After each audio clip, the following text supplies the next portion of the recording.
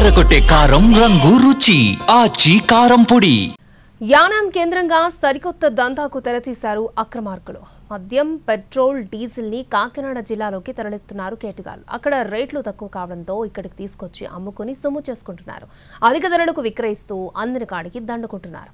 Check పోస్టుల వద్ద తనిఖీలు చేయకపోవడంతో ఈ వ్యాపారం సజావుగా సాగిపోతుంది. అసలు ఈ మాఫియాను కట్టడి చేయడం సాధ్యం కాదా?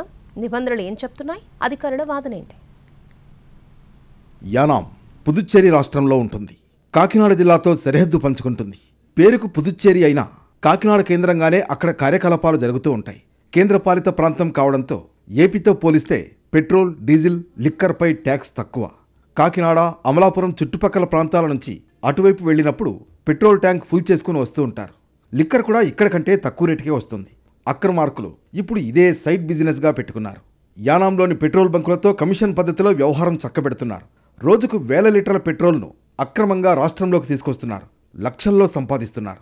పెట్రోల్, డీజిల్ భారీ స్థాయిలో ఇతర రాష్ట్రాల వాళ్లకు అమ్మకూడదనే నిబంధన ఉంది. వ్యవస్థలో లొసుగులు ఉపయోగించి దర్జాగా చెక్పోస్టులు దాటించేస్తున్నారు. నిరంతరం చెక్పోస్ట్ దగ్గర తనిఖీలు చేయాల్సి ఉంటుంది. అది కూడా నామమాత్రంగానే మారింది. వారి సహకారం లేకుండానే ఈ స్థాయిలో భారీ ఆయిల్ ట్యాంకర్లు రాష్ట్ర సరిహద్దుకు ఎలా వస్తాయనేది అనుమానంగా ఉంది.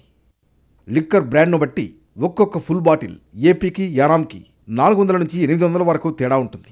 పెట్రోల్, డీజిల్ లీటర్కు 15 రూపాయల వరకు తేడా ఉంటుంది. మధ్యలో ఎవరికి ఇవ్వాల్సిన వాళ్ళకిస్తూ ఉంటారు.